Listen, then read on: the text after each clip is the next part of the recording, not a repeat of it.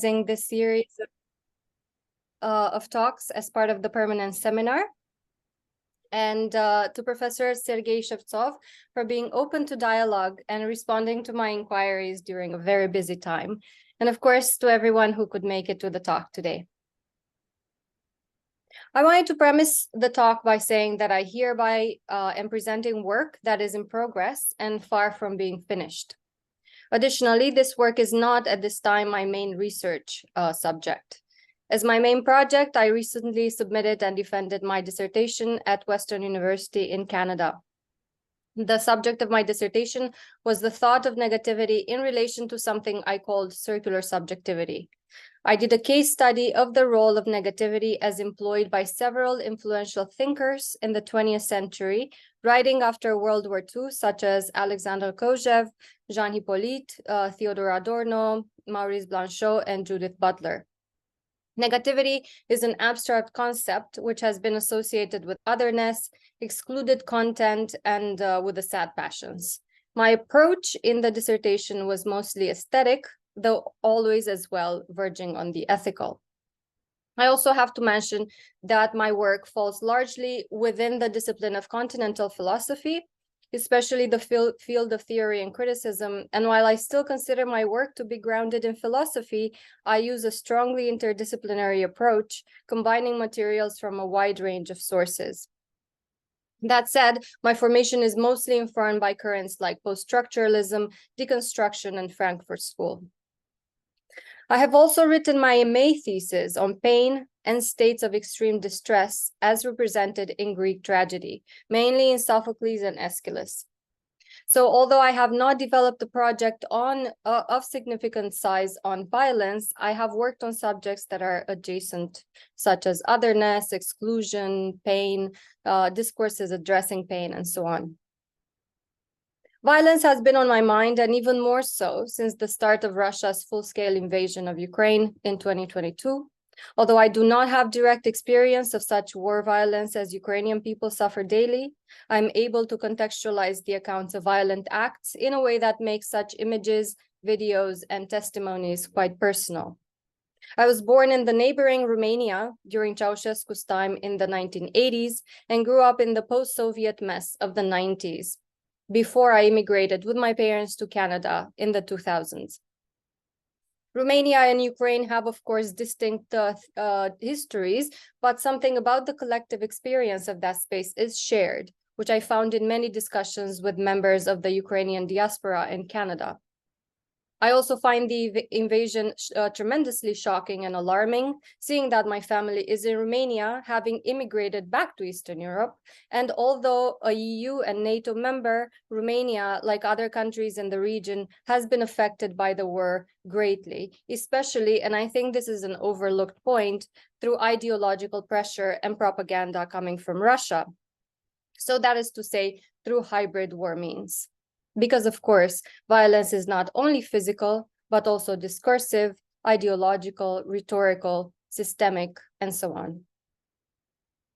However, since I do not have direct experience of the violence that Ukrainian people are suffering right now, I cannot address this violence from a personal point of view. What I do have experience of are the discourses around Russia's acts of violence committed in Ukraine. The way these acts have been received and contextualized outside of Ukraine, and the system of thought that this reception relies on. I have direct contact with 3 societies and their reception of the war: Canada, Spain, and Romania. I currently live in Spain. I also have a broad understanding of the patterns of Western discourses regarding conflicts in Eastern Europe, and I'm concerned with the conceptual reception of this war in particular, which determines and will determine the discourses of security, trauma, and violence in the region for a long time. Beside everything I have mentioned, the seminar presentation is also premised on a dialogue with Professor Sergei Shevtsov's research on the concept of violence. Sergei presented his article on violence during the last day of the Ethics of the Ukraine War workshop back in February, and subsequently shared with me his article on the Ontology of Violence. There are several points in his paper that I address critically, and there are others that I agree with or feel inspired by.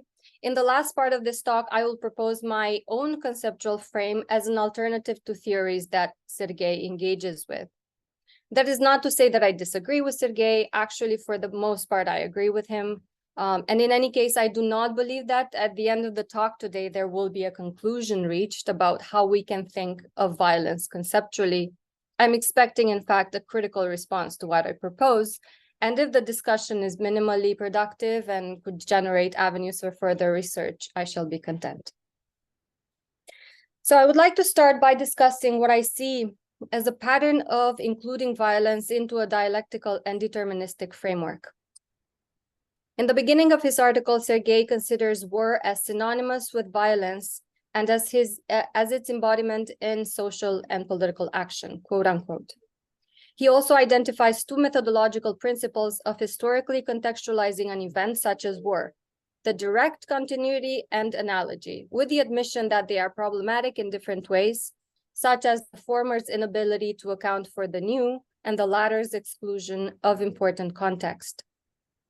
In post-structuralist terms, I equate the continuity and analogy methods with the diachronic and synchronic viewpoints. However, turning away from the idea of violence as event, or an event in war, Sergei then considers the following.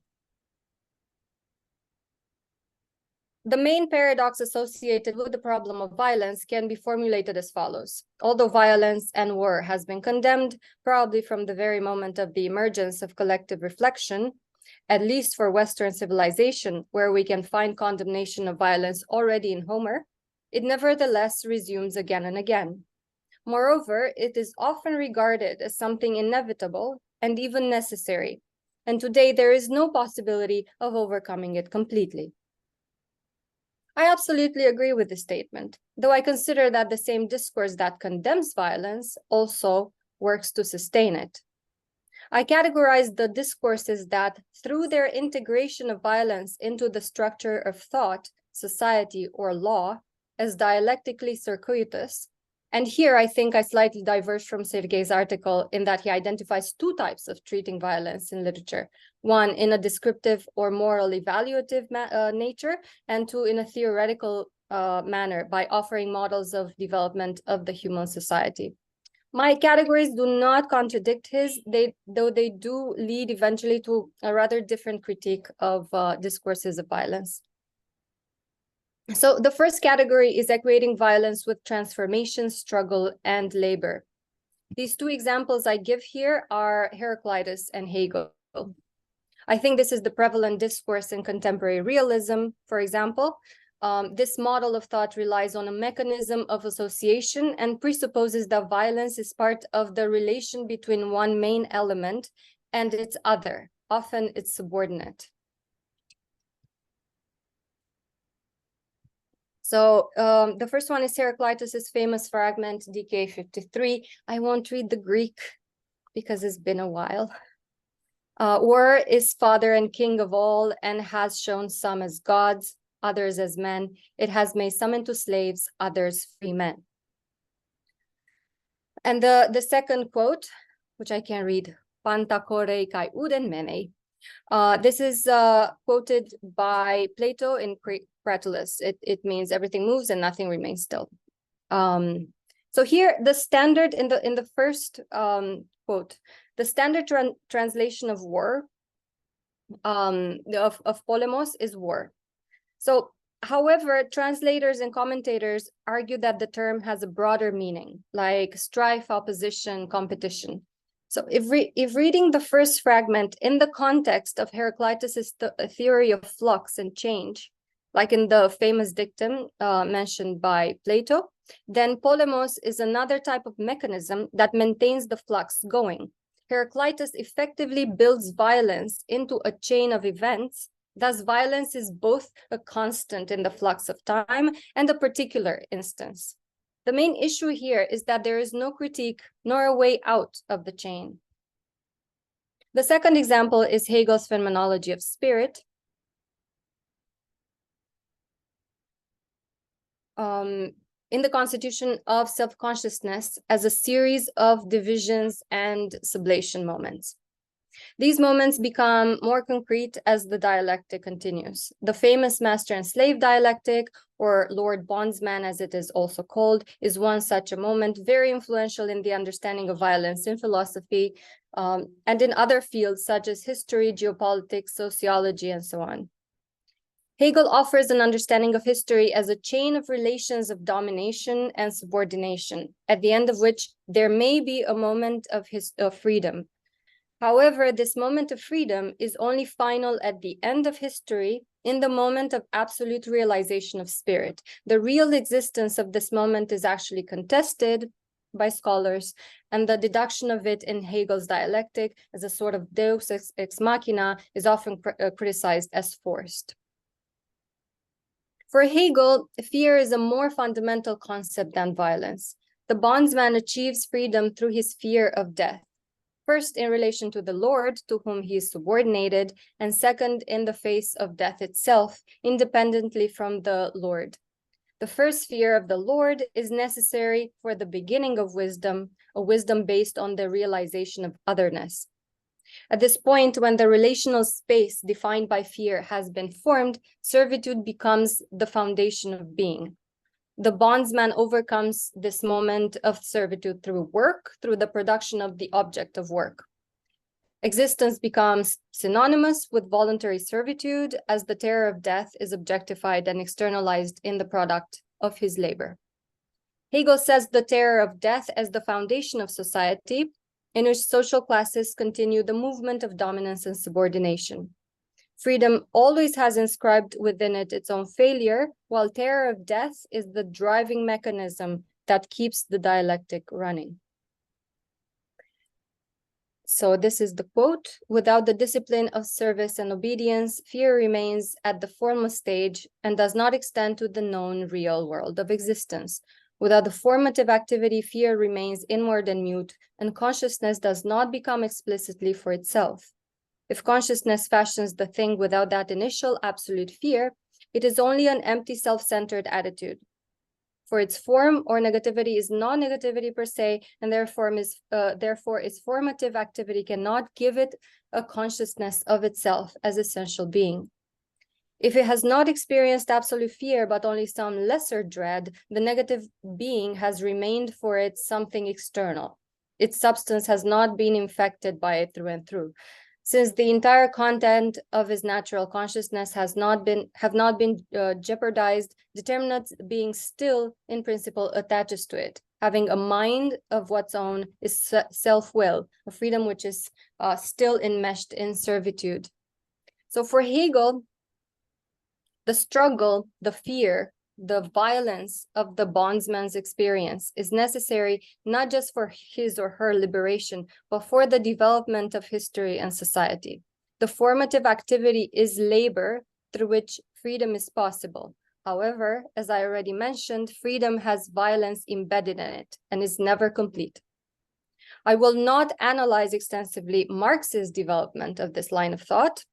It suffices to mention that Marx continues the same pattern of embedded violence into the structure of being, and by extension, society, through labor. For Marx, capital develops from primitive accumulation, which is formed through violence.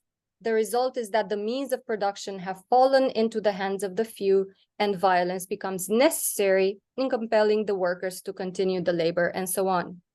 The problem with these models in which violence is inscribed is that they perhaps could help with the systemic understanding of violence while obscuring what doesn't fall within their very specific setup. Violence also loses specificity.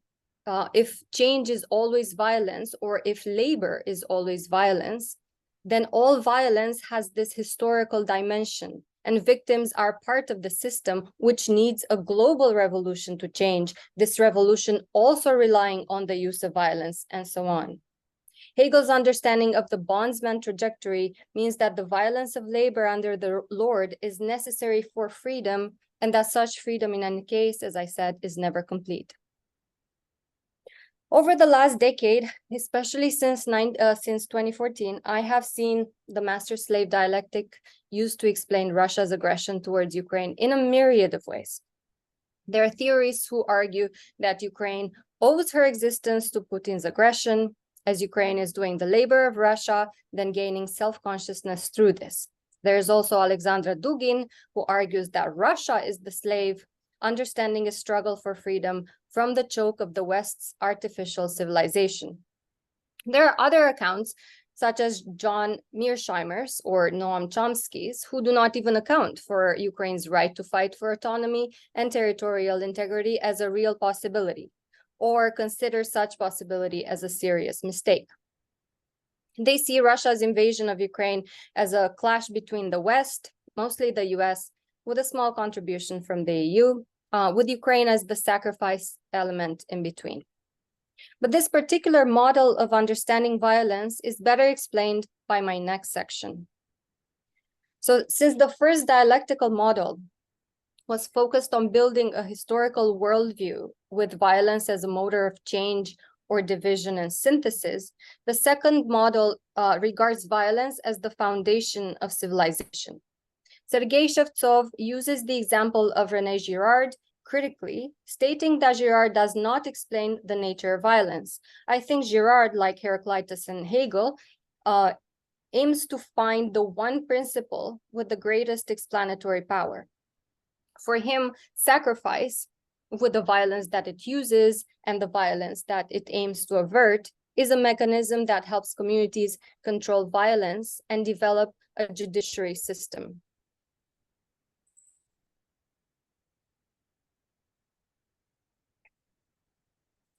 Girard discusses the role of sacrifice in societies and explores the concept of substitution within the community. Sacrifice is not an offering to appease a murderous individual, but rather a substitute for all members of the community, offered by the community itself. The purpose of sacrifice is to protect the community from internal violence and to eliminate conflicts and dissensions by directing them towards a sacrificial victim. There is a social function of sacrifice that is independent of its theological interpretation. Sacrifice is aimed to restore harmony, reinforce the social fabric, and prevent conflicts from erupting within the community. Sacrificial victims can be human or animal, and their selection is based on their resemblance to excluded categories within the community. The victims are individuals who are marginalized or lack strong social bonds with the community. The sacrificial act allows for violence without fear of reprisal and diverts the impulse for violence away from the community. The distinction between sacrificable and non-sacrificable individuals is not always clear, and anomalies and exceptions exist. In this case, we can see the analogy between this model and Mearsheimer's argument, in which Ukraine is the sacrificed element for peace.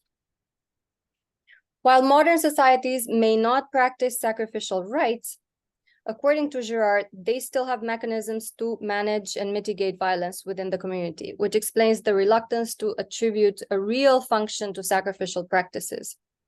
Girard also argues that primitive societies lack a formal judicial system, leading to the perpetration of vengeance. In contrast, modern societies have established a judicial system that limits vengeance to a single act of reprisal, effectively breaking the cycle of revenge. Once again, the main idea is that sacrifice serves as a preventive measure against violence by redirecting aggressive impulses towards the sacrificial victims. In Girard's opinion, the judicial system of modern societies is rationalized vengeance. So while religion aims to prevent or redirect acts of revenge, the judicial system embraces and controls vengeance, limiting its effects according to societal demands. The system's success stems from its independence and authority, which allows it to confront violence directly. However, this rationalistic approach to vengeance relies on a firmly established political power. Girard also highlights the two-edged nature of the judicial system, which can be used to oppress or liberate. He argues that the system's function becomes apparent when its true nature is exposed, leading to a crisis and potential disintegration. Then he suggests that the system's procedures both preventive and curative, are rooted in religion, and that religion obscures the true nature of violence. The judicial system, like sacrifice, appeals to theology and transcendence to guarantee justice. So Girard argues that the acknowledgement of a religious force, which conceals itself, is necessary to prevent violence from spiraling into revenge. Once transcendence is lost, there is no absolute definition of legitimate violence. So this disintegration of the system coincides with our demystification of it. And the act of demystification remains sacrificial and religious in nature until it leads to increasing violence. And this is the quote: "In the same way that sacrificial victims must in principle meet the approval of the divinity before being offered as a sacrifice, the judicial system appeals to a theology as a guarantee of justice. Even when this theology disappears, as has happened in our culture, the transcendental quality of the system remains intact. Centuries can pass before men realize that there is no real difference between their principle of justice and the concept of revenge. Only the transcendental quality of the system, acknowledged by all, can assure the prevention or cure of violence. This is the case no matter what the consecrating institution may be. Only by adopting for a sanctified, legitimate form of violence and preventing it from becoming an object of disputes and recriminations can the system save itself from the vicious circle of revenge." Without entering into a very long discussion here, I just wanted to say that I'm not sure about Sergei's interpretation of Walter Benjamin's concept of divine violence as possibly allowing for an ontological understanding of violence.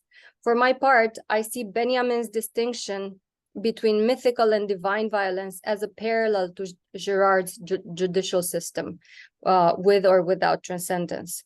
Benjamin's mythical violence aligns with his understanding of lawmaking as power-making and as overtly violent, a concept analogous to Girard's judicial system that operates without transcendence. On the other hand, Benjamin's divine power is power over all life without the spilling of blood, though accepting of sacrifice. So divine violence is solely transcendent and analogous to Girard's religious force in the judicial system. Okay. Another example of the violence-informed civilization is Freud's Civilization and His Discontents, where Freud argues for an analogy between the processes of development that the individual self undergoes on the way to adulthood and the development of human civilization from its embryonic primitive state all the way to modernity. I know that it seems that they don't have much in common, but actually in the end, they do. I think the details are different, but in the end, at the system level, they are very much alike. Freud splits the two principles that mankind acts under the influence of eros, which rules the processes of civilization, and death, which rules the aggressive and destructive instinct. Since the destructive instinct is introjected, internalized, it is in point of fact sent back to where it came from, that is directed towards his own ego. This process coincides with the ego splitting itself into ego and superego, the latter of which, in the form of conscience, is ready to put into action against the ego the same harsh aggressiveness that the ego would have liked to satisfy upon another extraneous individual. This internal splitting is for Freud a product of the much earlier delimitation of the internal and external, which the oceanic feeling counters at times, often in relation to religiousness or mystical experiences, but connected for Freud to the father's protecting figure. Guilt is the connector between the aggression and desire, and between the superego and the ego. Guilt develops from the loss of love that the infant feels in tandem with the dependence and the need for protection from the environment. As any negative experience or threat, including the possibility of punishment from a stronger entity, is registered by the infant as a loss of love, guilt, and guilt is activated whether the loss of love has happened or not. So that is to say, guilt is always present. This mechanism solidifies in adulthood as the feeling of guilt. And so the leap for the subject happens at the moment when the external authority is internalized as the superego, which establishes consciousness as such.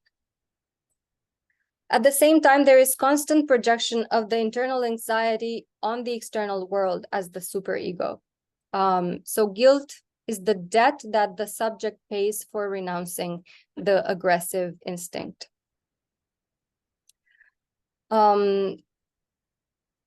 So in order to bridge the gap between the renunciation of instinctual satisfaction and the resulting increase in aggression, Freud uses the Oedipal myth as a backdrop for this theory of the development of aggression against the figure of authority. As a result of the father preventing the child from satisfying whatever instinctual desire she feels, the child develops a strong case of revengeful aggressiveness, which nevertheless cannot be satisfied. So by means of identification, he takes unassailable authority into himself. The authority now turns into his superego and enters into possession of all the aggressiveness which a child would have liked to exercise against it. Therefore, the aggressiveness of the superego corresponds not with the aggressiveness of the father, but with the aggressiveness that the child has felt towards the authority figure.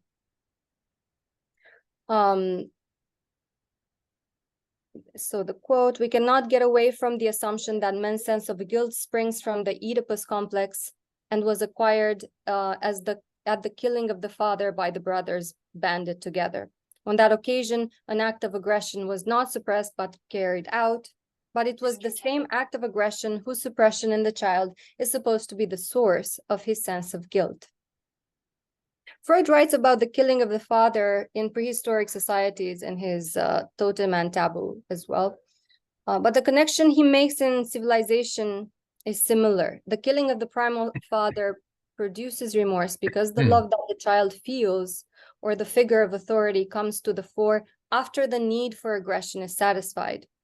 In order for societies to form and for the community's auto-defense mechanisms, and I think here he's very much like Girard, so in order for the community's auto-defense mechanisms to function so that the killing is not repeated over and over, the remorse charges into guilt by the erection of the superego. Using the Oedipal complex as a mechanism that produces the subject over and over by the repression of aggression results in the moment of the killing of the father becoming a permanent state. Thus, if we are to accept Freud's premise, the event of killing the father by becoming a state of mind actually loses its eventness, as it is now just a motor of repression. As Freud argues, whether one has killed one's father or has abstained from doing so is not really the decisive thing. One is bound to feel guilty in either case, for the sense of guilt is an expression of the conflict due to ambivalence, of the eternal struggle between eros and the instinct of destruction or death.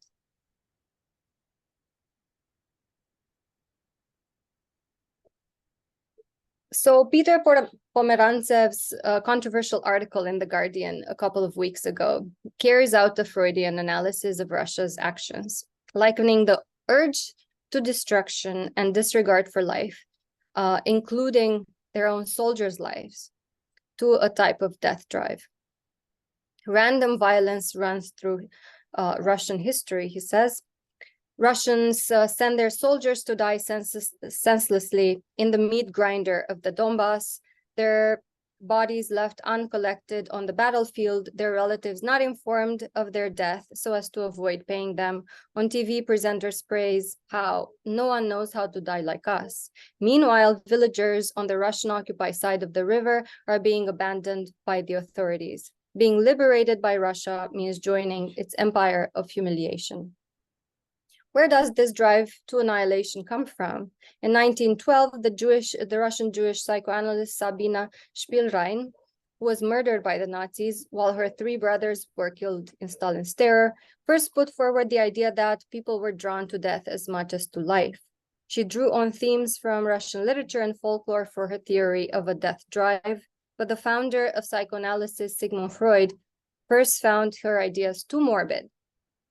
After the First World War, he came to agree with her. The desire for death was the desire to let go of responsibility, the burden of individuality, choice, freedom, and sink back into inorganic matter, to just give up. In a culture such as Russia's, where avoiding facing up to the dark past with all its complex webs of guilt and responsibility is commonplace, such oblivion can be especially seductive. But Russia is also sending out a similar message to Ukrainians and their allies with these acts of ultra-violent biblical destruction. Given to our immensity, surrender your struggle. So this model of psychoanalysis, therefore, can apply to a person and to a country, to your mean uncle and also to the genocidal dictator. The civilizational model, rooted in violence, while attempting to elucidate the mechanisms between the subjects of a society, achieves a flattening of violence by showing it as necessary and continuous in society. But a question remains: why do these models of thought not include an explanation of violence from the point of view of the victim? I also want to ask generally if these models of thinking violence as embedded in society and history really address the severity of the crimes committed. For example, in the attack and destruction of a pizza restaurant in Kramatorsk a few days ago, with a missile designed to bring down a plane, resulting in the death of at least 11 people and 61 injured, some severely. Does the severity and cruelty of such an event, especially obvious when the event is close in time, but also personally close, is this brutal violence really explained by the dialectical systems of integrating violence that I, along with Sergei in his article, presented? It definitely seems that with time, the models do have explanatory power, that instances of brutal violence can be contextualized, explained, and incorporated at the level of history, or to explain the process of becoming in civilization. I use becoming because I'm opposed to the idea of progress as such, and to a linear understanding of time and history. And generally, it seems to me that no matter how hard researchers working with the dialectical systems of thought try to include the perspective of the victim, ultimately the story is told from the perspective of the predominant voice, which is most often not that of the victim. No matter how much we try, the sweeping generalizations regarding Russia's drive to destruction, triggered by a loss of love on the international scene or of identity, do not lead to an understanding of the victims of the individual events of destruction and violence. They do not create more empathy, but rather they dissuade from concrete engagement with these acts, with the facts surrounding the acts of violence, and with their unequivocal condemnation. So I would like now to take into consideration a different perspective by turning to 2 statements in Sergei's paper. So first he says, I would like to note right away that for me, the bitterness of the military confrontation and the degree of violence used primarily by the Russian army against the civilian population of Ukraine was a complete and extremely painful surprise. Of course, I share the sentiment, though from far away. I imagine that many Ukrainian people were surprised by the violence of the invasion, not only by its violence, but by the act as such. I think that this element of surprise is very important to note. While everyone in the region was aware of the history of the region, of the threat, of the tension, and so on, there is still surprise because what happened could have not happened. In fact, most of us expected that it would not happen. And this is the case with every subsequent act of violence. It is not necessary. It is totally contingent. Secondly, Sergei briefly refers to David Farrington's studies in criminology and psychology, which contextualize the violent behavior of young people, predominantly males, identifying such conditions for the development of violent behavior as social circumstances, mental inclinations, upbringing, and so on. I think Sergei's statement here addresses a fundamental issue with how such studies approach violence, though I do think, with the exception of very few punctual insights, that philosophy falls in the same trap. So he says, what this approach is unable to explain is the reason why the subject, given such initial data, chooses from all possible forms of behavior precisely aggression and violence, and, for example, not humility and obedience. In other words, the models that we currently have do not address a fundamental question: is violence necessary? When violence is embedded into the historical process or into the story of civilization, this question is preemptively dismissed because it is assumed that violence is always there. Whether we agree that there are and will always be violent elements in society and that conflict will always arise between states and communities is another issue, but it is clear from the constant discussions that appear after such acts that these systems with sweeping explanatory capability have meddled at the level of thought with our ability to recognize and condemn without prevarication an act like the bombing of a school or a residential building or a pizza restaurant or many, many such acts. Which side did it? Were they provoked? Were they the right in feeling threatened? Were they right in feeling threatened? And so on. These are legitimate questions when asked by the International Court of Justice or by investigative journalists who take a long time to investigate the conditions of such an act.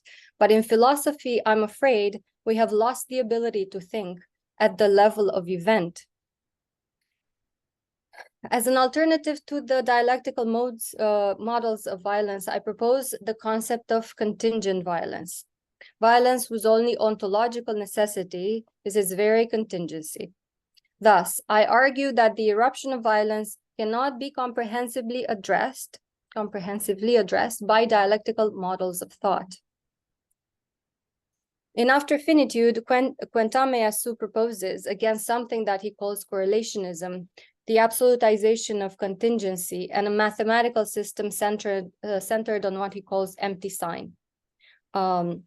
The empty sign allows access to the otherness contained in thought. That is, things that are not defined as correlates of the human mind, represented as being without thought. This kind of semiotization of the world is inspired by Meillassoux' mentor, Alain Badiou, who proposes a renewed mathematical Platonism against the metaphysical essentialist projects that existentialism, phenomenology, and historicism advanced in the 20th century. Contingency is at the core of Meillassoux' work because he tries to resist exactly the deterministic system-based understanding of the world, a system that offers the illusion that everything is known, predictable, and necessary, that everything has a cause, that violence is embedded, and that we cannot resist it. To relate this to our discussion to Ukraine, many scholars have condemned have commented on the fact that Ukraine's resistance at the beginning of the invasion has been a surprise. In this case, the information available in the West about the region is has not only explained everything, but explained everything in a totally erroneous way.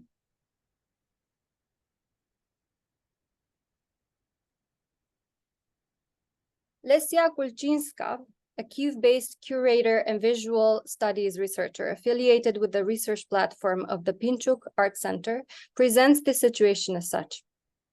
Before the full-scale invasion started, many international political and war experts of different kinds claimed that Ukraine would collapse in 3 days.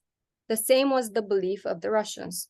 According to the Royal United Services Institute report, before the invasion, several large-scale surveys in Ukraine were conducted by order of the Russian Federal Security Service, which allegedly showed that Ukrainian society is mostly politically irrelevant. Based on those surveys, they supposed that there would not be much resistance to the Russian occupation and built their plan of capturing Ukraine in 3 days.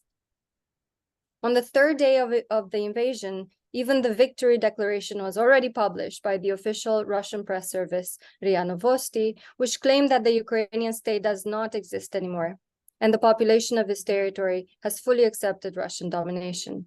But what really happened was not even close to those predictions, regardless of the accessibility of Ukrainian pre-war information space for Ukrainian propaganda and surveillance technologies. They still miscalculated the vision of Ukrainian people of themselves and the planned invasion, as did Western experts. Timothy Snyder, a famous American historian specializing in Ukraine, reflecting on these misassumptions, called Ukraine a heart of darkness, a new opaque entity, hard to grasp from the outside. Hard to grasp from the outside during the most technologically advanced times, and during a war which is called the most widely covered war in history. The apparent transparency and openness of the world we live in is, of course, completely false. Girard's warning that the judicial system may disintegrate if the secret is out in the open is completely contradicted by the opacity of thought that Russia's invasion of Ukraine has demonstrated.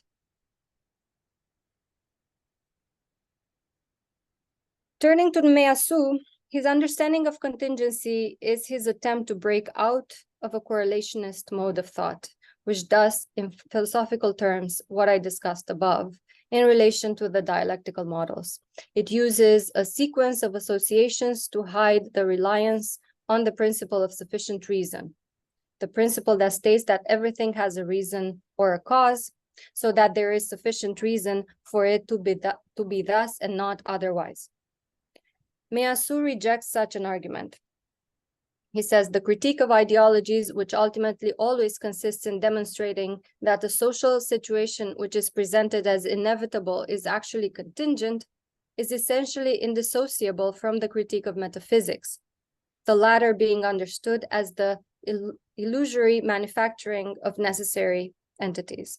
In this regard, we have no desire to call into question the contemporary desuetude of metaphysics, for the kind of dogmatism which claims that this God, this world, this history, and ultimately this actually existing political regime necessarily exists and must be the way it is, this kind of absolutism does indeed seem to pertain to an era of thinking to which it is neither possible nor desirable to return.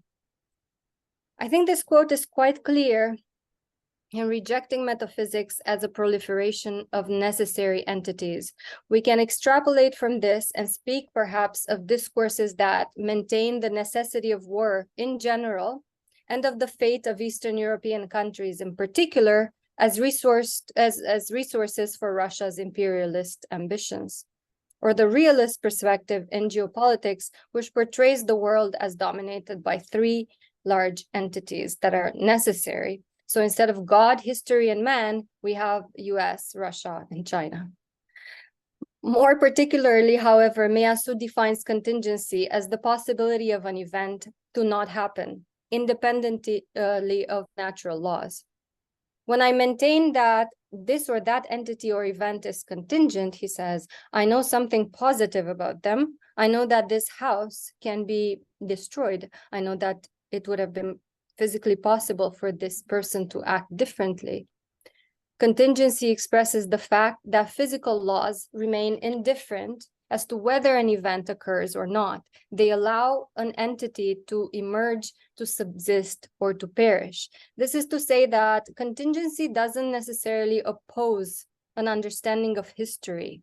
It doesn't mean that history doesn't exist if we have an understanding of contingent violence.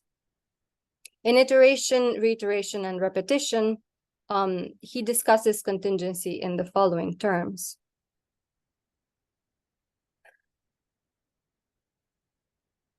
We shall call contingent every entity, whether thing or event, that I know is capable of not being, or that could have not been, or could have been other. I know that this vase could have not existed or could have existed otherwise. I know that this dropping of the vase on the floor could have or could have not happened. The last point I will make is this. Understanding violence as contingent relies on a theory of event. It is true that this theory will not have the explanatory power of the other models of thought I have discussed. However, I find the possibility of affirming that violence is not necessary and could not exist life-affirming. Measu's contingency relies on dark concepts sometimes, like non-being, extinction, even archifossil. He asks us to attempt to actualize the idea of finitude, the death that awaits us all. It does not seem to offer hope for a theory that affirms the reality of the victims of violence. But the very possibility of affirming that violence is an act independent from the laws of physics, which themselves could change, means that there is agency in inflicting violence, that the perpetrators are not simply puppets in the hands of history, and that one day violence will not be. Thank you.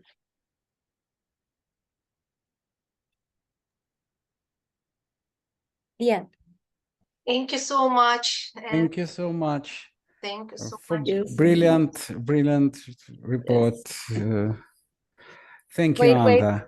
I have to stop. I don't see you guys. Yeah. Oh, shit. Yes. Okay. Better, yes. And we can start our new part, discussion, opinions, remarks. I suppose Sergei is maybe hero of this debate. He will start first.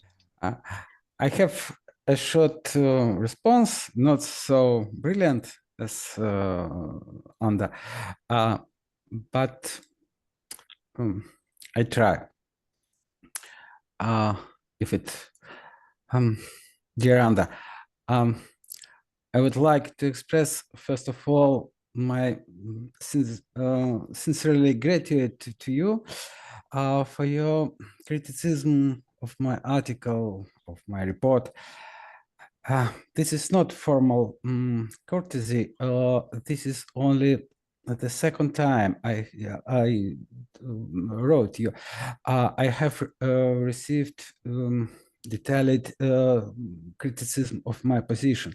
And for me, such a reaction is very important because I consider the problem itself important. In addition, I have put a lot of efforts into understanding this complex phenomenon. I, like no one else, understand how far the solution I proposed is still far from final clarification. I continue to work on this problem, and any criticism is a help to me. I would really like, Anda, if I can, not Dr. Billetio, but Anda, to be right about her main premise, but I do not think so, at least for now, and at least for our civilization today. My answer will include only some of the initial points of my approach. I am not ready today to offer the full concept of violence. One or first, I don't know, the notion of violence. The notion is not ethically and emotion neutral. It is important for me to establish whether it is evaluative in terms of ethics in part, or whether it consists entirely of the evaluation. In the first case, its factual component should be signed out. In the second, it completely depends on the cultural, ethical, or the context of its consideration. it seems to me that we are dealing with the first case. I use the methods of analytical philosophy, but in a very limited way. So I do not consider myself to be one of them. I am not at all against the inclusion of emotions and even more so ethics. I can say the ashes of colleagues knock on my head. Yes, emotions are the driving mechanism of our mind. It is it's full. In addition, they indicate the direction.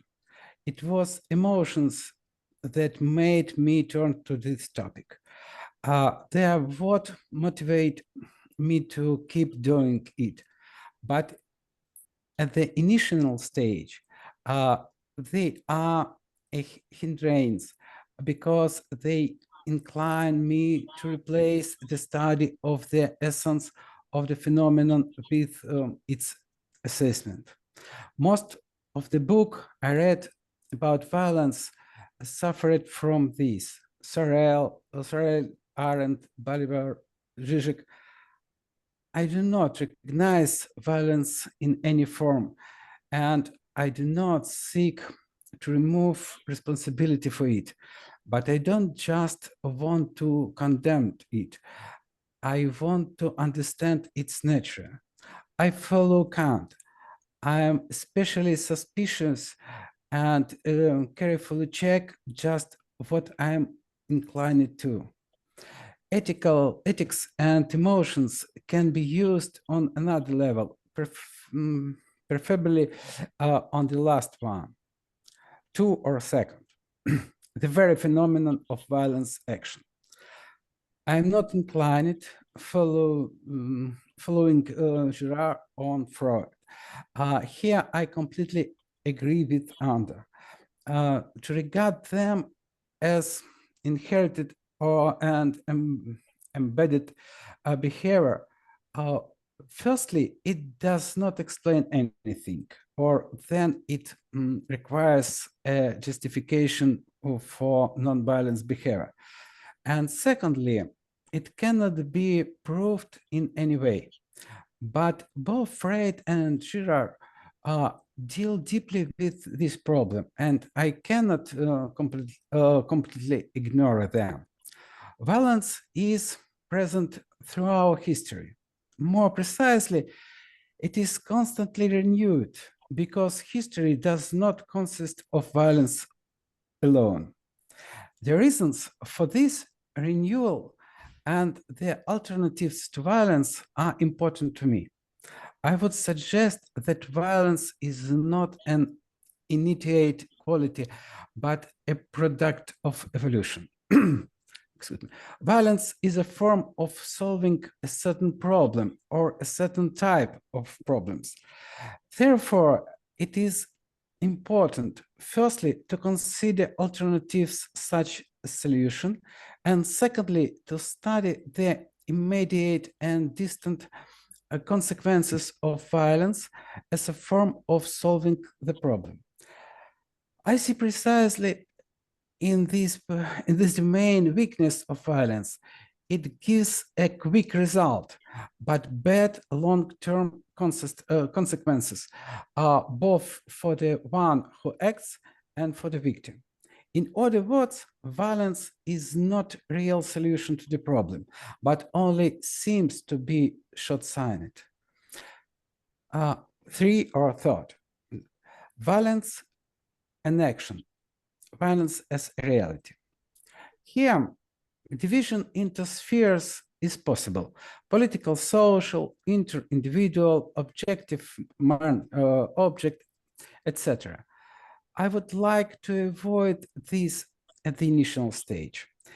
At the deepest level, this difference of spheres should not be significant. I cannot accept thesis that there is no objective reason for violence, although I really like it. I cannot accept Jean-Marie Muller's thesis about non-violence as a principle. not because I do not share his assessments, but because this is an attempt to hide reality behind a screen. It is essential for me to distinguish between violence aggression and violence resistance. I don't know if they have the same nature at the deepest level. It's possible, but violence resistance opens the way to the deep level, to this deep level. The main mistakes of those who justify violence is that they take violence resistance for violence as such. Hegel, Marx, Sorel, Balibar, Zizek, etc. and others.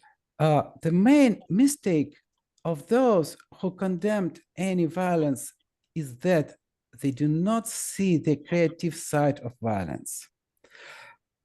Therefore, all that I can say so far, except for what has been said, violence is an act with the use of force.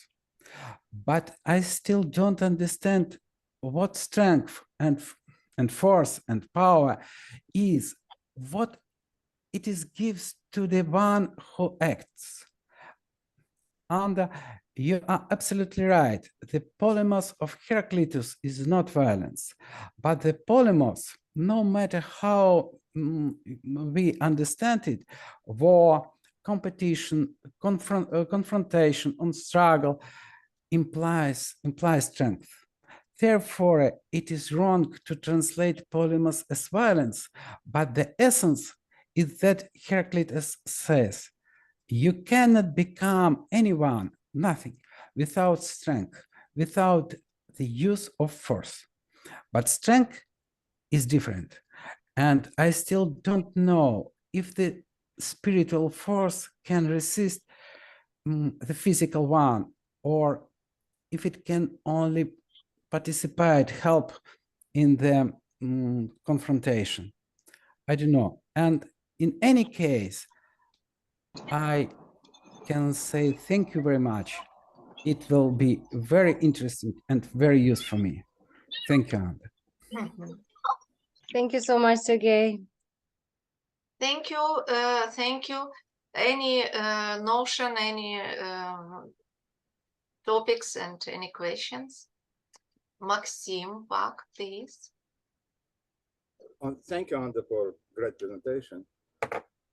I have many questions throughout the presentation, but I try to be concise and just to go to the end. So you present contingency as a reply to dialectical violence. Yeah? So there is, I have one reservation. Hegel already includes contingency in his necessity. He says contingency is necessity. So Yeah. I'm not sure that we can escape dialectics so easily by saying contingency. But there is, I think, bigger question. And yes, sufficient reason, the idea of causality, all of this, let's say, Nietzsche calls errors of reason. And it's basically what we speak about. And most of your, actually, the second part is based on Nietzsche and logic, let's say. But the problem remains, contingency is still violence. First. The difference for a victim, and you mostly advocate for the perspective of victim, I don't see how it helps. Whether I'm told that it's necessary, I will be demolished by history, or I will be told that, no, it's a contingent. You may be demolished, maybe not. When I'm violated, what difference it makes to me? So I just don't see how it works and how it helps us. I totally agree that, yes, we have to get out of dialectical approach that is based on sufficient reason. However, it constantly pulls us back. Okay, I think that's it. Otherwise, thank you so much. No, we'll go forever. Yeah. Me too. I understand. Yeah, you're right. It doesn't solve anything at the level of the act, at the level of the event. It does not intervene. Contingency is totally. So this is the difference, I think, the fundamental difference between what I did and what Sergei is doing in his research, because Sergei is looking for an ontological understanding of violence as such. He just said that he would like to understand what the essence of violence is. I do not think I can approach essence, and as a matter of fact, I am trained in a very different tradition. So I start with discourse. I start by looking from far away. I start at looking how we integrate this after the act, and perhaps integrating this act differently, understanding violence as contingent at the level of event, will give us the possibility to see it not as a necessary thing in a chain of events, but as a significant act in itself. My main issue, I think, to simplify with dialectics is not that I want to get rid of dialectics. I believe very much that dialectics is necessary for philosophy and for thought. Well, negative dialect is more than Hegelian dialectics as such, but I don't try to like throw away dialectics. My problem is that we have an inability to think agency at the level of the event as such.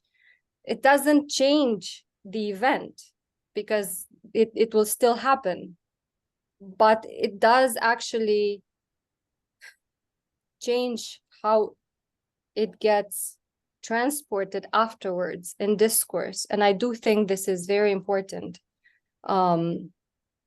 which is why I prefaced my talk by saying that I'm aware how Ukraine's invasion has been received outside of Ukraine. I'm very concerned with what I have been seeing for the last year and a half, and I don't think this is changing very much. Maybe there is a pattern to recognize and to recognize in law victimhood, but it's been very concerning at the global level to see that the victims are simply forgotten 2 days after, because events happen all the time, and it just, okay, the next thing. Then the questions that come after, oh well, who blew up the dam? Oh well, they felt really threatened at that time. Well, we don't know. It's both sides. So both siding things, it's part of this logic for me, and it's part of the inability to actually get close to that event and to actually stay with that event. So I don't think this answers your question. No. Think that there are other people, so I don't want to hold. Have you considered Levinas' reply? Because Levinas starts with the same perspective. Of course. From victims. Yes. So okay. I have actually. There are things that I didn't include in this talk. It's a bit of a new topic for me, so I'm still working on developing it. There are things that I'm actually taking up, and it's not Levinas, it's Lyotard, because I think he's very effective in addressing the discourse of the victim in the context of the Holocaust through the différend. There's also Deleuze, who intervenes at the level of the system in a non-dialectical way. So he does offer a system of cruelty rather than a system of violence or a system of fear, which doesn't come with this like hierarchical system as in Hegel or Girard. So no, I haven't worked with Levinas on this issue. I have read Levinas for my own work, and I know that he has a way of addressing otherness, and I think his approach of death, the death of the other, as kind of a negative turning. It's effectively a negative dialectic, I think. would be very useful, actually. Maybe together with Lyotard, I don't know. Thank you. Maybe we'll discuss later. Yeah. Maxim, are you continue your question, or I can give? No, go. There are other people. I just maybe Fanda will change. But I hope here I can tell it now that you will propose your point of view at the time of the next our next seminar. Так мы уже... Just Мы уже куда-то... Да, Mikhaila, please. We don't listen to you, Mikhail. Yeah, that's right. Yeah, thanks, Anda, for your talk. And I have more of a kind of terminological comment, I think, as always, but I'd like to start from more practical thing. So yeah, basically, because as I understand, we kind of discuss the topic of violence all kind of in relation to Ukraine, to some kind of contemporary acts. Yeah, I'd like to begin from just this observation. Then, obviously, when an empire colonizes some territory and forces the kind of inhabitants or citizens of another country to, for example, abolish their own culture and, for example, to start speaking another language, to dress in other ways, to kind of to make decisions in other ways. Obviously, we right now recognize this thing as violence.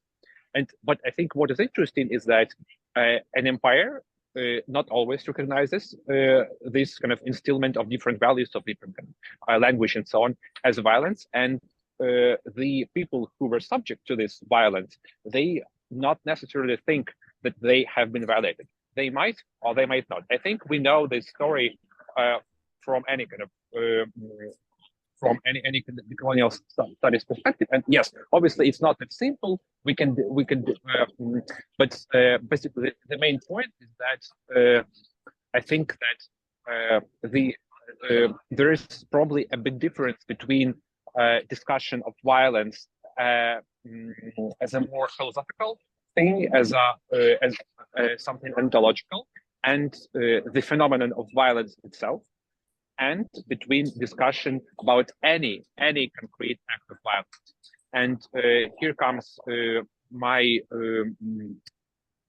my point about kind of the main necessity and contingency thing. Like, from what I understood, we definitely can suggest that any act of violence is contingent, and I think it's kind of quite easy to prove that.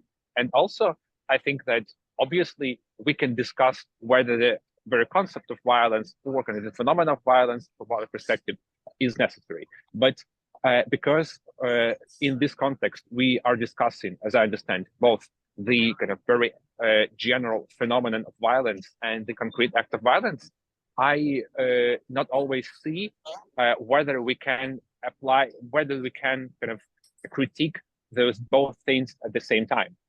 So, and I think here is where the point that Sergei has previously made is important. That basically resistance is obviously can be classified as violence generally because it is violent, and we can analyze resistance if we are interested in the ontology of violence. But I think that when we are speaking about some concrete act of violence, obviously there is no escape of the necessity to kind of fight back. Yeah, and so as I like that's basically my very general understanding, and that we have the phenomenon of violence and the act of violence, and I think that we cannot speak of this necessity contingency dichotomy about both of them. And what I think is important is that like perhaps we don't need to question the phenomenon of violence to condemn any possible act of violence, because objectively any violence have a kind of internal subjective component. For example, like I think like I might perceive something as violence which you won't perceive, and vice versa. And I think that's quite important because this is what is happening in Ukraine. For example, like Russians, they may not perceive certain things that they are violence, but they think it is violence.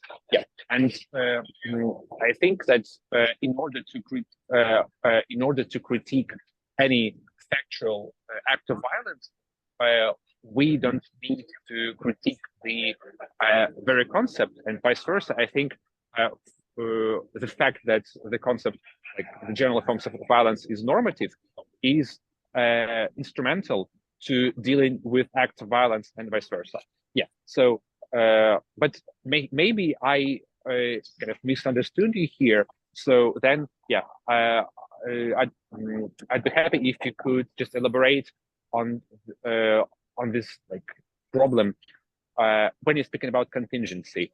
Do you mean like the phenomenon of normative phenomenon of violence, or do you mean acts of violence, or do you perceive them as like as the kind of not separated thing? Yeah, sorry for a bit long question. Thank you. Well, thank you so much. Yeah, it's very dialectical of you. Well, there are a lot of things there. So first of all, okay, from the perspective of someone who is not in Ukraine, but who is nevertheless watching, because one can watch right now the war, and one can be informed. If you want to be informed, you will be informed. And as a philosopher, on top of it, I have to refer to violence as an idea. I cannot refer to it as a physical act, because I have no way, unless I do a theory of image or a theory of discourses, or a theory of what is out there, which again would require a lot of research. I have no way of referring to these individual acts other than through ideas. So, and in general, when we do theory, when we do talk, we do need to form ideas of these things. And I think this is important to recognize, because I cannot judge, or I cannot speak directly about that act. Maybe as a witness you can, maybe there are ways, which again has to be developed. Lyotard actually offers a way of doing this, or a beginning of a manner of conceptualizing such a discourse in absence. It is always done in absence. It is done in absence for you as well, even as a witness. There is no presence as such, but at the same time, recognizing contingency as such, recognizing that that act could not be, does actually give it a minimum of being. That act still is. And so in the moment when it's included in discourse, the moment when you're starting to see disinformation, most of the time playing with these acts, contextualizing it in different ways, in order to be used for ideological means and so on,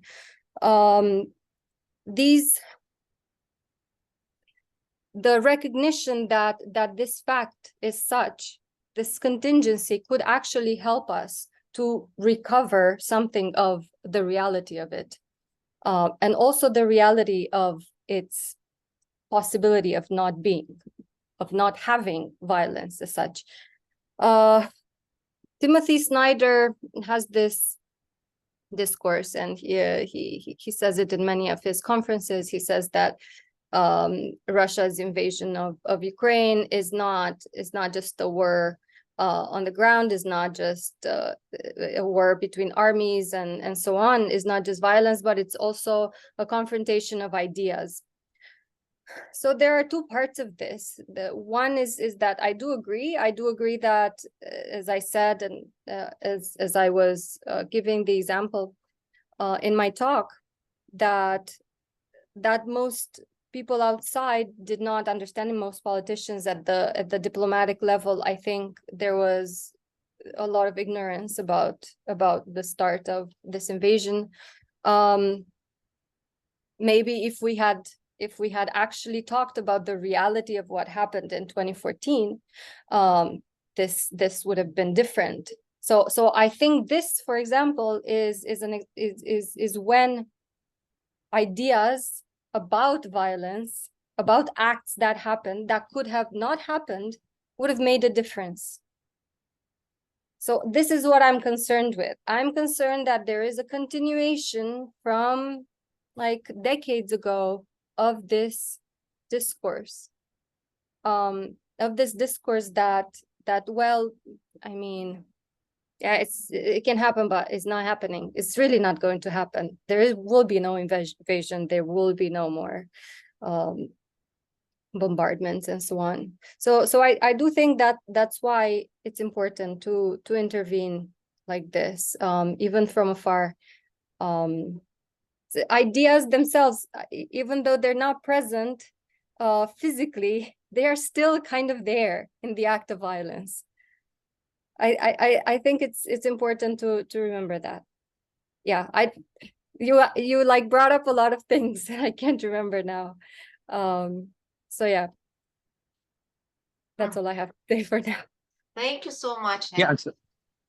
Yeah. Sorry, one more question. Do you think that basically abolishing the idea of violence is kind of the only way to stop violence, or perhaps there are other ways to stop violence, kind of to stop any given act of violence and preserving the kind of the concept of violence in language and philosophy and so on?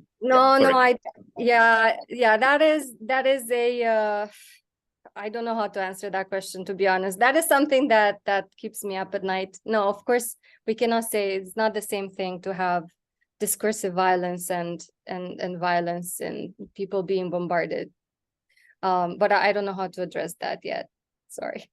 I want to be honest about this. Yeah. Thank you so much. Thank you. Thank you, Anda. And without any violence, I invite you to continue our dialogue about violence. Any questions, any remarks, any? Katerina, please, I don't listen to you. First of all, I would like to say great thank you. It was really very consistent, clear. Even if you do not share some ideas, you described the attitudes and correlation, and even it is possible to predict the other discourse as for this question. I found for me some answer to my question. You described the victims of violence and you limited them, human beings and animals. The forest, rivers are excluded.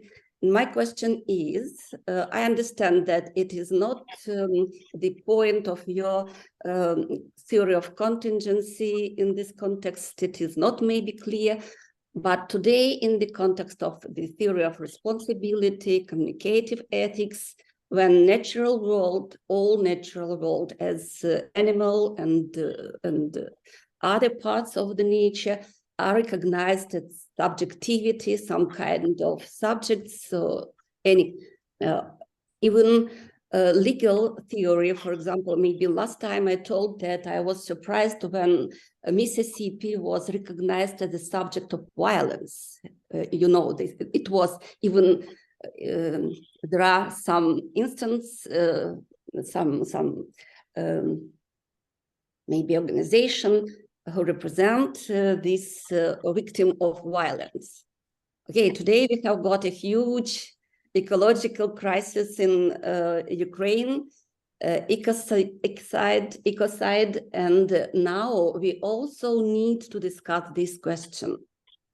because not only people are suffering, not only animals are suffering. Nature as it is Right. suffering, is the victim of violence. It means that maybe it is a reason that maybe some more complex point of view could be, maybe it is very good that you talked about different points of view, and it gives some clue for further development of this idea. But why did you exclude other parts of nature from victims of violence? Right. Thank you so much for the question. It's a very important point. I spoke about animals and humans as being sacrificed as victims of violence in Girard's theory of violence, which I do oppose. I do not agree with him. Okay. So, I mean, this relates a little bit to my research on subjectivity, and I don't exactly know how to go there. It's a little bit problematic. I do agree very much that ecocide is disastrous, that it is a form of violence, that it affects not just humans and animals, but also nature as such. However, I do have a problem with extending a concept of subjectivity from human or living entities to something like Earth, you know, to make like a Gaia like subjectivity. Or the problem is that in post-humanist discourses, what I have observed is that there is this attempt to make everything into a subject. There were papers during COVID arguing that viruses are also subjects. It's just extremely generalized. It gets out of hand so easily, and I don't know philosophically how to solve it. I mean, we do have a climatic emergency. Like this has to be addressed somehow, but with what I know of post-humanist discourses right now, I don't know that we really know how to address it. The problem is, yes, when you extend subjectivity to include plants, systems, minimal beings, very big beings, the entire universe, everything, you lose the specificity of the subject itself. One. Two, the problem is that they are not their independent subjects, because we think subjectivity from our own perspective. We always think subjectivity from our own perspective. The idea of subjectivity is always going to contain the human in it. And so I doubt that we can really, I see this a lot in object-oriented ontology, where okay, we're going for this dissolution of subjectivity, and really everything is an entity, everything has being, everything is a subject. And if you actually pay attention, it is still the human subject. Not only just this human subject, it's always men. It's always the men subject. But post-human context, it includes more aspects of subjectivity, not conscious but subjectivity. Maybe even now, during last several years, we are also subjectivity sometimes, not subjects, because we are also dependent on these artificial things, and we need to have some remarks and to marker for this, what is this, to understand this. even to understand nature, we will better understand ourselves, because exactly in the context you say about this discourse of post-human existence. Yeah, maybe it is very interesting question and the point for discussion. Yeah, thank you. Yeah, no, thank you so much. Yes, Thank thank you. Tatiana, thank you very much, Ina, and thank you very much to Anda for your very interesting and inspiring speech. And I would like just make brief remarks about posthumanism, because posthumanism deals not with much more, not with living beings, but it deals with constructed artificial world, which would include somehow certain segment of human beings which will be able to approach this artificial world. So, and itself, posthumanism discourse is anti-vital one, as for me. So this is why it's important to talk to understand what is artificial world constructed with the help of new technologies and so on, but it doesn't I think that it doesn't provide enough or food for thinking violence towards human beings and nature in general. So this is my point of view. Thank you. Yeah, thank you so much. Okay, that's so many important and hard questions. I don't know how we address violence towards the artificial, and I don't know exactly how we address it when the artificial is not artificial as such, but is in continuation of the subject. So that is one idea. We do see a lot of discussions of AI. We do see a lot of discussions of hybrid means used in war, of the artificial used in war. Ultimately, it is still humans who die and who suffer, and that is mainly what has concerned me.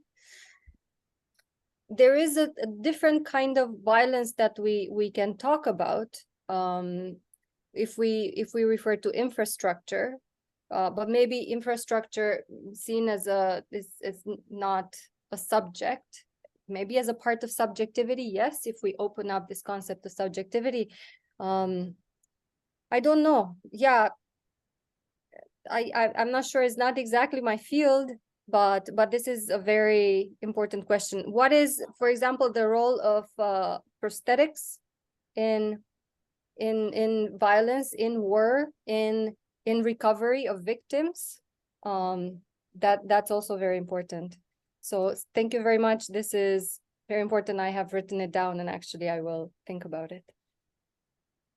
Thank you. Thank you. Okay, I have a question. I have one from us. First of all, Anda, it's not very comfortable for me, but if it's possible, can you voice your surname? It's not comfortable for me, only Anda. Can you tell me how it's right to, I don't know, your surname in aloud? But I really prefer Anda, because that actually gives me, Anda.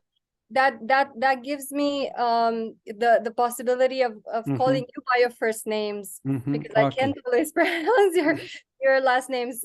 My name is Pleniceanu, but you will forget it. Pleniceanu. Pleniceanu. Okay, thank you. And okay. And I have a question. Is it possible in your attitude to investigate the non-subjective violence from language, violence from a political system, and I read a book about invisible violence, violence of structures, and how to be with responsibility in this case. I don't understand. Is it possible in this case to take a question about responsible of system violence? Okay, thank you. No, thank you so much. Of course, I didn't address this directly. The point of this talk was to offer this idea of contingent violence and to see what you guys, how you respond to it, and have a bit of feedback. This is the first time that I'm using something like this. But of course, systemic violence is very important. I think the models of thought that I discussed from Heraclitus, Hegel, Girard, and so on, do offer very good explanations of systemic violence in certain contexts. I just think that they have lost a little bit of specificity when we are talking about something very specific, which is the war, and which are the acts that are happening on a daily basis. So my concern was very specific with addressing in discourse these acts and the possibility of them not happening. Of course, speaking about systemic violence and about history is a very different, requires a very different kind of study. Contingency is a little bit of a brutal intervention, actually, at the level of this discourse, just to cut through. I would have to right now really develop this idea and bringing a lot more theory in order to attempt to offer something like an explanation for possibly systemic violence. I do recognize that discursive violence exists, that systemic violence is there.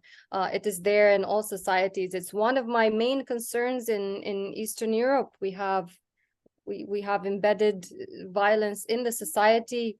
I've lived it until I left. I lived it afterwards for being a foreigner outside of Eastern Europe, and so on. This is real, and I have experience with it. So yes, it's just, it wasn't exactly what I was addressing here, but I'm interested if you have anything in English, do send it to me.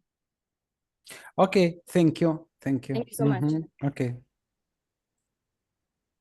Ilya, thank you.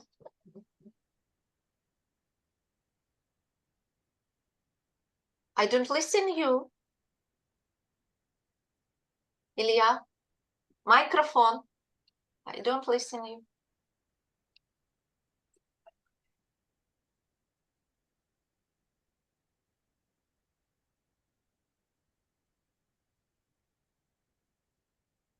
And now, is it better? Yes, It's okay. Great.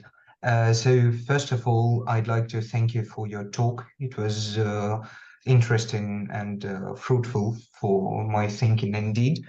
So as I understood, you use contingency and necessity primarily as the ascribed conceptual characteristics of different phenomena. Correct me if I'm wrong. Thus, we may speak of the two orders of explanation regarding violence. The first one based on necessity, that is much broader historically represented, and the second based on contingency of violence, the understanding that it could not have happened in any circumstances. I totally agree that the first one, based on necessity, definitely is a toxic approach, and I share your dissatisfaction with it. Yet I have one consideration and one question regarding your argumentation. So I'll begin with a consideration. As for me, Hegel's argumentation in the phenomenology of mind belongs to somehow different, not world-justifying, but self-justifying discourse.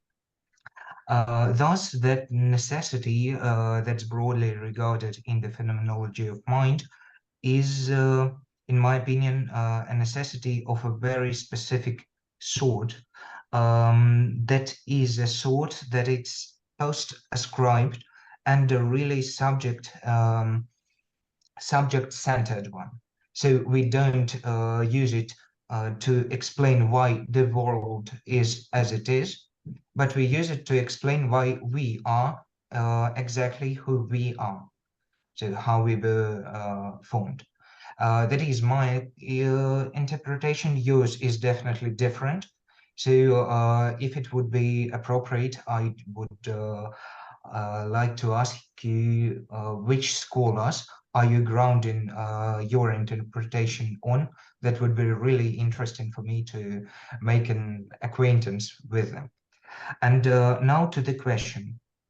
If this order of explanation based on necessity, that is, for instance, broadly represented in the theodicy tradition, if it's dissatisfying, should the principle of monistic ontology be revisited while argumenting or let me say fighting the idea of I forgot a word. Should the principle of monistic ontology be revisited as one that is backing up such orders of explanation based on necessity? For instance, the theodicy tradition. So Leibniz, some interpretations of Hegel, Spinoza, and so on. Should this principle be revisited? Thank you. Yeah, thank you very much. Okay, I'll try to explain this. So first of all, I'm not. I think my reading of Hegel.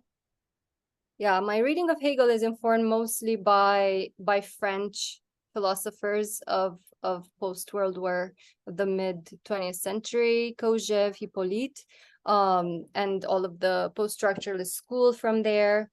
I do not take his subject, his understanding of the subject or his placement of the subject at the center of the system to be different from his conceptualization of civilization, of society, of state, of all of these things. I think they flow from one another. I think Hegel attempts and does so very effectively to think in the middle of things being in the middle of the subject's things, so going from an order of things where thought came from outside, from God, like in Descartes. I think this is an attempt to find another way of thinking being with the subject at the forefront. So that's why I do not actually differentiate between his necessity at the level of the subject and at the level of society or any other construction that he approaches. I don't know how to answer your second question. I don't really know. I don't really know what you mean. A monistic system, like a monadology of sorts. How I challenge that. Let me explain this. Maybe By the principle of deterministic ontology, I mean one of the key principles of the European philosophical metaphysics, such as all there is only the being, and thus being should be rational. And here comes the theodicy, such as world justificatory scheme. So while criticizing world justificatory schemes of thought, should we address this principle of monistic ontology, all that is being, while criticizing such lines of thought? I really cannot address this from the point of view of contingent violence. I cannot intervene at the level of being that far. I would also have to read. This is a very specific question that I would have to read up on. So thank you very much, but yeah, I'll consider it. Thank you so much. Thank you. We are talking more than 1.5 hours, maybe, and is really hero. He answered all questions and described all terms. And maybe if you don't have any questions and notes, really I am inspired. I know that I knew that it have to be a real festival of thought and ideas, but really you're a hero today. Oh, thank you, Ina, and it was really wonderful to listen to you all, and thank you very much for having me here. It has been very productive. Really, I have a questions about, but maybe I will write you. My questions may be short about empathy, violence and empathy, violence and suffering from violence, subjectivity, empathy and violence. It's not occasional, it's not contingency, as you said, it's real case of my PhD student. She is active in her assistance to suffered people from Kherson, from other cities of Ukraine, and I lost her at the during of 2-3 months now. She came back now and she said me, I suffered, I distract myself, and I understand that empathy to victim of violence, it's destructive for me, for my subjectivity. And at the same time, empathy have to be removed from the actor of violence. Because what do you think? It's really happening today. And just now, I would like to help her to come back to her identity and subjectivity. And she said, I understand some this today theory of elite, theory of people who are up on the mass because they are free from this dangerous empathy. Mm-hmm. Yeah, of course. I mean, there is empathy, and then there is trauma from exposure. So of course, I think this has to really be limited. My concern was with the perception outside of Ukraine from people who are not directly involved in this. I do understand that people, especially who are helping on the front, cannot empathize continuously. I guess we can think of empathy as a doing something, an empathy as an action, or an empathy as something that comes towards, an empathy towards one who is passive. And in this case, I think it's very clear that one has to limit the latter. One has to employ empathy as an action, go towards the other, whereas whereas a passive empathy, where one simply takes in and receives it, can only have a disorientation. I'm not sure at the level of subjectivity what happens. Of course, empathy involves an other, and allowing the other to break in is a good thing, but a continuous breaking in would leave a very shattered subjectivity. I think this will have to be something that we will have to deal with in Ukraine for a long time, because I do believe that there is such a thing as collective trauma.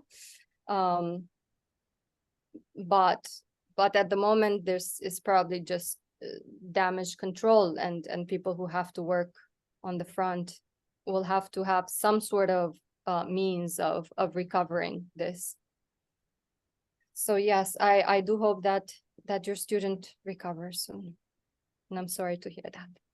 Thank you so much, and it's my good pleasure to be with you this evening, and my desire to continue this seminar at the beginning or maybe at the end of September. And just now, maybe I can give some prognosis who will be the next actor. Maybe Tatiana, she will agree. She's agreed to start our next academic year with the topic of the ecocide and ecological problems. Maybe it's a plan. I'm not sure that it happened in this case, but we have a plans. We have some desire to continue, and I suppose it's a good method, good chance to be together, to think about this problem. And just now, I would like to congratulate Enda because she's not hero of today evening, but she recently defended dissertation, PhD dissertation. Really, she is in good form of the activity, intellectual activity. And my design for all of us to be in active intellectual form, to be safe, to have empathy to each other, to nature, to good ideas, to good people, to good books, to new form of our communication. Thank you so much. Thank you. Thank you, Inna. Thank you, Anda. Thank you very much, Anda. Thank you. Congratulations to you. Congratulations. Let's be safe. Thank you for our American participants, because today is not so comfortable time for such kind of evening dialogues. You have a day, you have a morning, you have many troubles, not good activity today. Thank you so much for your changes of your time, especially for us. Thank you. Thank you. Thank you. Thank you, Thank Inna, you so for much. your Thank you efforts so in much. organizing such meetings. Thank It's you. really big deal. As usually, you will receive materials of this seminar. Yes, Anda, you can send us a presentation or maybe some. And I have records of this evening, and we are thinking about a new form of communication and new form of some website or something else. And Mihaela, I will write you. Yeah, sure, absolutely. We'll talk about. Thank you. Have a nice evening. Have a nice day. Have a nice summer. Bye. Thank you very much. Thank you. Bye. Bye. Bye. Thank you, Tatiana. Is it normally? Is it normally that I introduce your? Yes, thank you very much, because I really work hard on this topic, ecocide and weaponization of nature, natural resources, and it is really, I think that I will be able to prepare. Because it's a really contingency, The such kind of presentation, contingency that it's necessary to talk about. Thank you. yeah, it's a part of our life and our reality. Yeah. Have a nice It's not only for us, but for all the planet. Yeah. Unfortunately. Okay, have a nice time. Have a nice time. And once again, thank you very much, Inna, for your efforts in organizing these meetings. Oh, and I like this because we have some philosophical school, open at school before war, 2 years ago. And just now, really, I'm busy. I have so many troubles, but it's my life. It's my something activity. I like this very much. Thank you. Bye.